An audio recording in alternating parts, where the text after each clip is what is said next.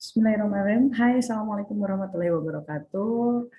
Teman-teman IC dan CA07, mohon maaf videonya baru saya buat.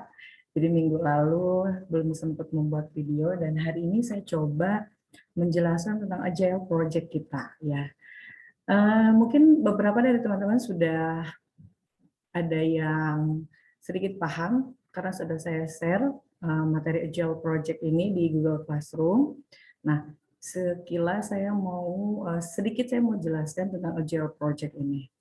Nah, mungkin bagi teman-teman ada yang sudah tahu Agile Project itu apa, atau mungkin ada yang belum tahu, saya sekilas jelaskan tentang Agile-nya ya. Jadi Agile ini itu adalah bahasa orang-orang programmer dulunya, tapi kemudian Agile ini mulai digunakan oleh para pengusaha atau wirausaha oleh manajemennya sebagai tools untuk mengelola organisasi. Nah, itu sekilas tentang Agile Project-nya ya. Kemudian, kenapa Agile Project? Gitu. Kenapa Agile? Karena Agile ini yang pertama unpredictable condition. Jadi memang berawal dari sulitnya kita memprediksi kondisi gitu ya ke depannya seperti apa, sehingga perlu namanya agile gitu. Jadi supaya apa yang telah kita tentukan di manajemen organisasi kita tapi masih bisa berubah mengikuti kondisi gitu. Makanya kondisi saat ini makanya disebut dengan agile. Kemudian agile juga sebuah tools atau alat untuk kolaborasi gitu. Kolaborasi sesama tim untuk mencapai tujuan yang sama. Jadi kalau dulu itu mungkin sistem manajemennya adalah ada pimpinan yang menunjuk seseorang untuk bekerja di peran A misalnya, jabatannya A. Kemudian orang ini jabatannya B gitu ya. Jadi memang ada yang mengarahkan, ada yang menunjuk. Tapi untuk Agile Project ini, siapapun, setiap orang, dia bisa berkontribusi sesuai perannya. Jadi kalau di sini teman-teman silahkan, karena beberapa minggu lalu kalau teman-teman ingat, saya pernah buat Jamboard, teman-teman di situ untuk menuliskan apa sih kelebihan saya, apa sih kebiasaan saya, apa sih kekuatan saya. Nah, di Agile Project ini silakan teman-teman mengambil peran sesuai dengan kemampuan yang teman-teman punya. Gitu. Makanya tidak ada leader yang mengarahkan atau menunjuk si A berperan sebagai A, si B berperan sebagai B. Tidak. Di sini teman-teman di dalam satu kelompok ini silakan dibebaskan untuk memilih perannya di dalam sebuah menyiapkan proyek. Nah, proyeknya seperti apa nanti akan saya jelaskan. Gitu ya. Itu sekilas tentang agile-nya. Jadi dibalik sekarang. Nah, jadi, so what next? Create a project with your team. Jadi, silakan teman-teman membuat project bersama temannya. Jadi, kalau dulu itu kita tuh membuat project itu berdasarkan ide yang kita punya. Nah, kalau di Agile Project ini, teman-teman justru mengadakan sebuah proyek, membuat sebuah proyek itu berdasarkan hasil identifikasi atau observasi dulu. Kebutuhannya apa, lalu kita sediakan, lalu kita fasilitasi gitu.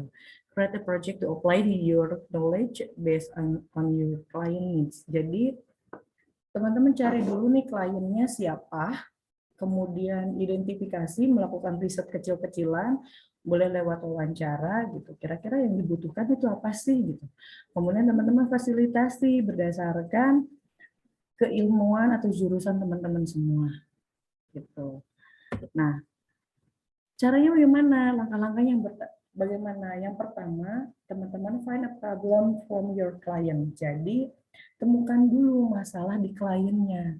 Jadi sebelum mencari klien, teman-teman tentukan nih, saya mau kliennya itu siapa.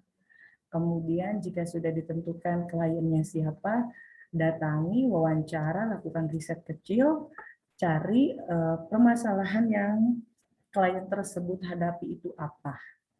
Kemudian teman-teman desain a project to help your client. Jadi Setelah mengetahui problemnya itu apa, teman-teman buat desainnya, desain acara yang akan bukan acara, desain project yang akan teman-teman lakukan untuk membantu klien tersebut. Kemudian do your project and get your client feedback. Jadi silahkan lakukan project yang sudah didesain itu yang berdasarkan kebutuhan dan permasalahan klien. Setelah itu nanti teman-teman di pertemuan ke-13 dan 14 akan presentasi. Nah, presentasinya pun kita akan coba sesuatu hal yang baru.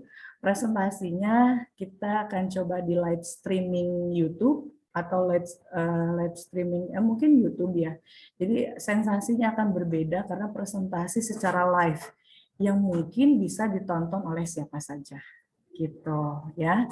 Kemudian selanjutnya, who can be our client? Jadi siapa sih yang bisa jadi klien kita? Nah, jadi yang jadi kliennya itu macam-macam, boleh siapa aja, boleh bebas, mau itu tetangga yang punya usaha UMKM atau warung kecil gitu. Terus misalnya di warung kecil itu mereka belum tertib pembukuannya gitu. Jadi memang arus kasnya, cash flow dan segala macamnya itu tidak rapi gitu, sehingga ibaratnya tuh plus plus gitu ya, modal terus labanya gitu nggak terasa, mungkin karena pembukuannya kurang rapi. Nah teman-teman CA yang dasar keilmuannya adalah akunting, mungkin bisa memfasilitasi permasalahan tersebut, itu contohnya.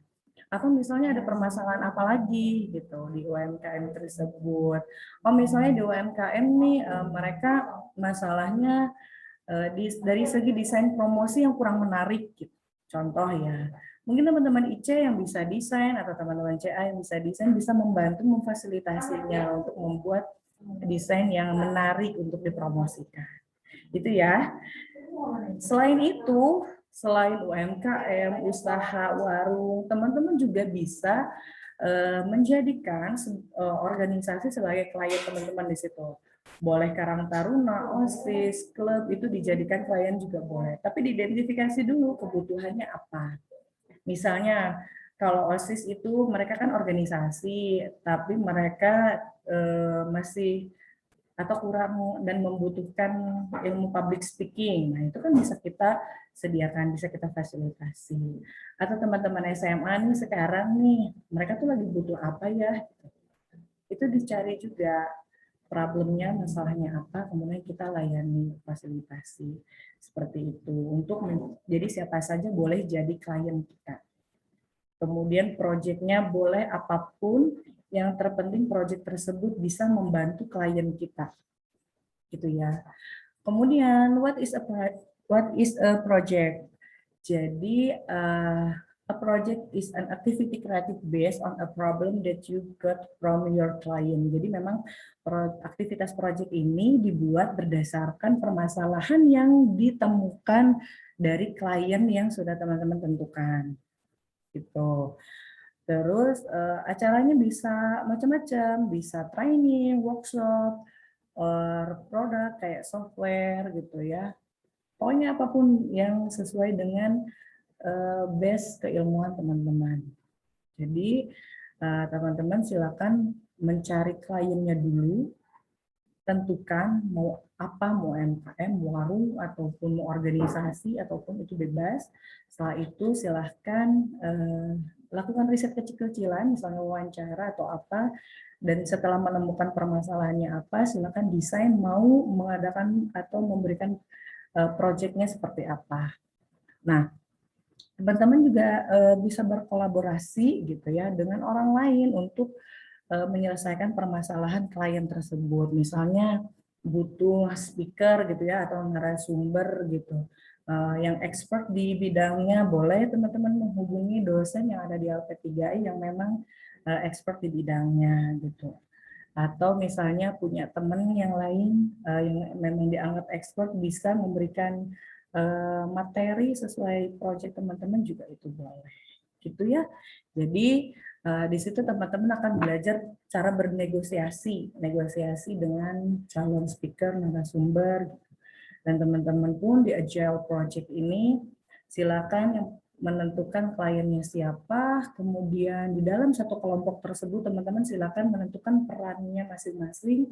Saya bisanya di bagian desain misalnya, jadi saya yang mendesain acara flyer atau apa flyernya, posternya misal.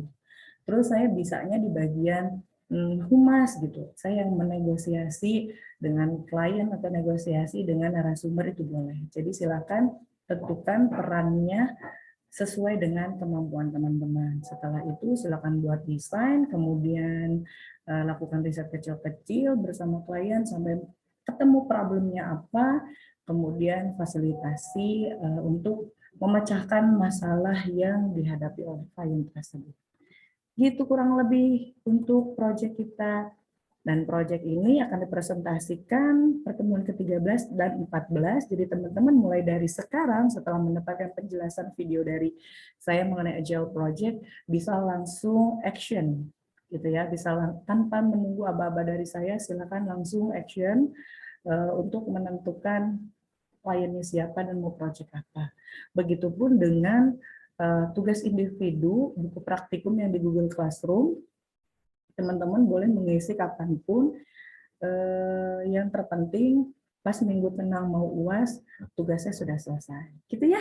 Terima kasih. Assalamualaikum warahmatullahi wabarakatuh.